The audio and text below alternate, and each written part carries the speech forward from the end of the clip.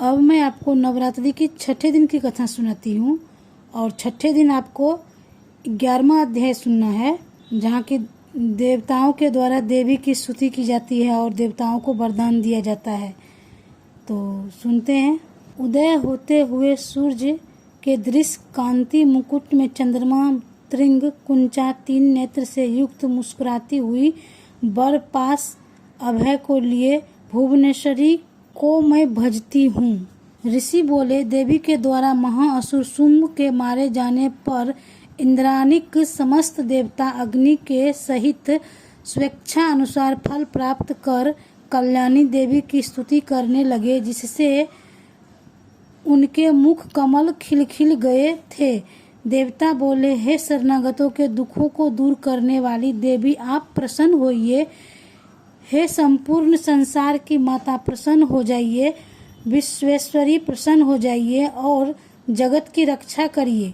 हे देवी, चराचर जगत की तुम ही ईश्वरी कही जाती हो। इस विश्व की एकमात्र आधार तुम हो, क्योंकि तुम पृथ्वी रूप में स्थित हो। हे देवी, आपका पराक्रम अतुल्य है। तुम जल रूप होकर संपूर्ण जगत को तृप्त करती हो। हे देवी, आप अत्यंत बल युक्त विष्णु की शक्ति हो तथा शिव की उत्पन्न सर्वेश्वरी माया हो। इस संपूर्ण विश्व को आपने मुंह में डाल रखा है।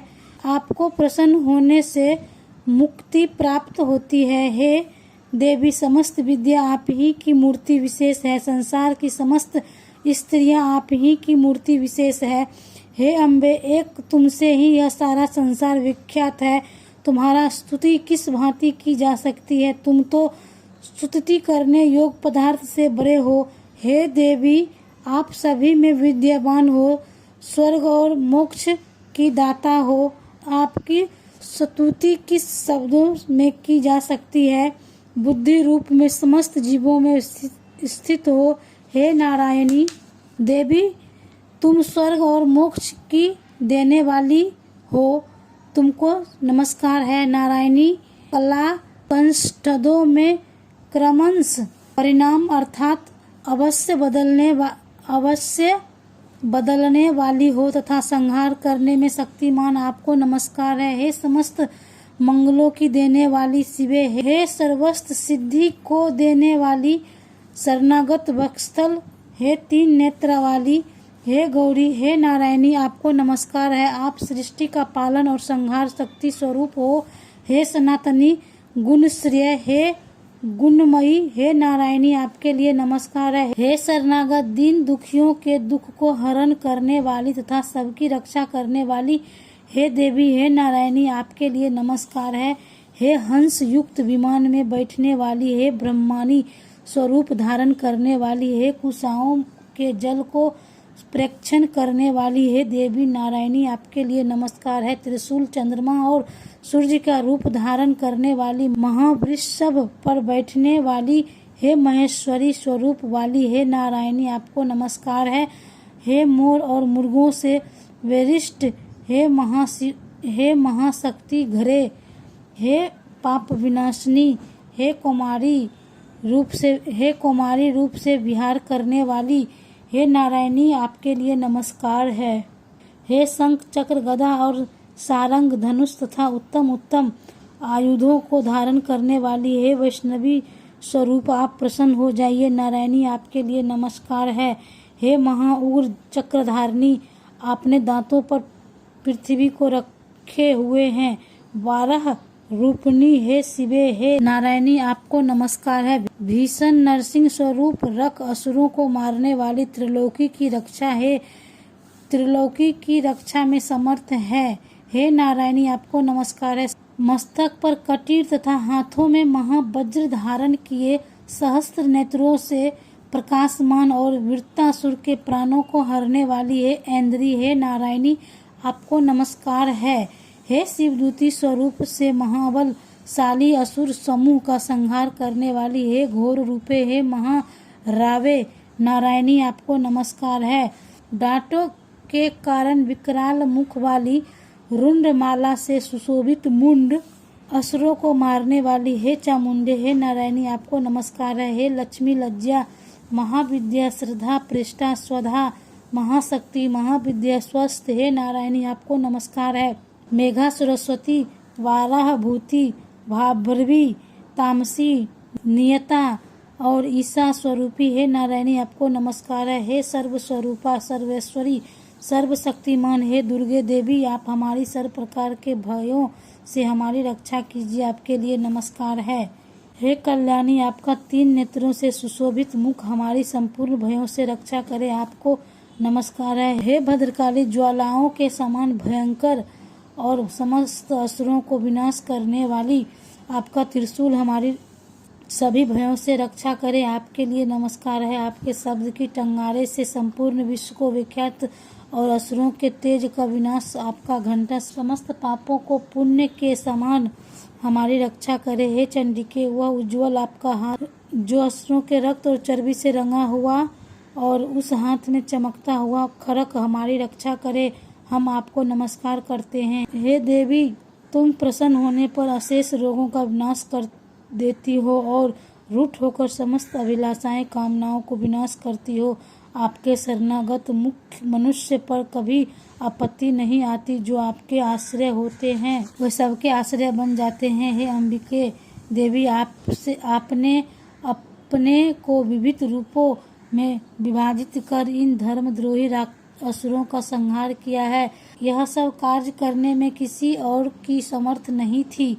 समस्त विद्याओं में ज्ञान रूपी शास्त्रों में तथा आदि वाक्यों में वेदों में आपका ही वर्णन है। आपके अलावा ऐसी कौन सी शक्ति है जो विश्व को अंधकार रूप ममता के गड्ढे से निरंतर घुमा सकती है।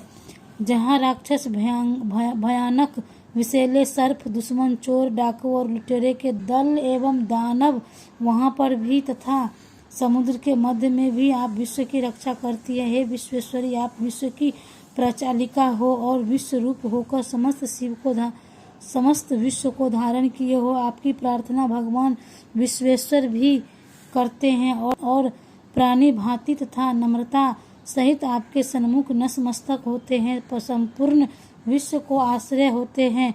हे देवी आप प्रसन्न होइए, आपने इस समय जिस तरह असुरों का विनाश करके तत्काल ही हमारी रक्षा की है, उसी तरह हमारी असुरों से सदा रक्षा करती रहना और संपूर्ण विश्व को पापों तथा उत्पात के कारण पैदा होने वाले महामारी आदि बड़े बड़े उपद्रवों को जल्दी शमन कीजिए।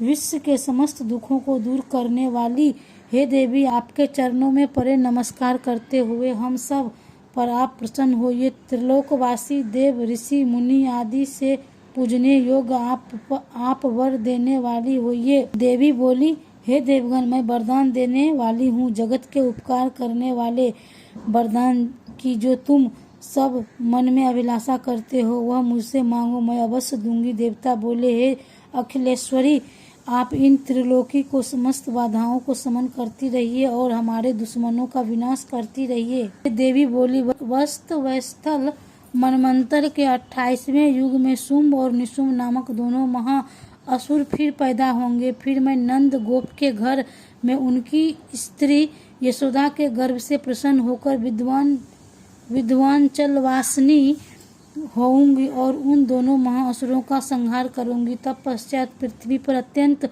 उग्र रूप से अवतार लेकर वैप्रचित नामक असुरों का विनाश करूंगी। उन वैप्रचित नामक महाअसुर को भक्षण करते समय मेरे दांत अनार के फूल के समान लाल लाल दिखेंगे। उस समय स्वर्ग से देवता और मृत्यु लोक से मनुष्यगण मेरी निरंतर स्तुति करते हुए मुझे रक्तांधिका के नाम से पुकारेंगे। फिर पृथ्वी पर 100 वर्ष तक अनावृष्टि के कारण मुनियों की प्रार्थना करने पर मैं बिना गर्भ के पृथ्वी पर उत्पन्न होऊंगी। निरंतर 100 नेत्रों से मुनियों को देखूंगी। इस कारण मनुष्य मुझे साताक्षी नाम से पुकारेंगे और मेरी स्तुति करेंगे। हे देवताओं, निरंतर मैं अपनी शरीर से उत्पन्न शोक द्वारा जब वर्षा न होगी तब तक संपूर्ण विश्व का पालन करूंगी। इस प्रकार जगत में मेरा नाम शाकंभरी नाम से प्रसिद्ध होगी और उसी समय मैं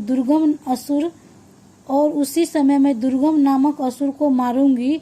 इस कारण मेरा नाम दुर्गा देवी नाम प्रसिद्ध होगा और मैं फिर भीम रूप से मुनिजनों की रक्षा के लिए हिमालय पर असुरों का भक्षण करूंगी। उस समय समस्त मुनिगण नम्रता के साथ मेरी स्तुति करेंगे।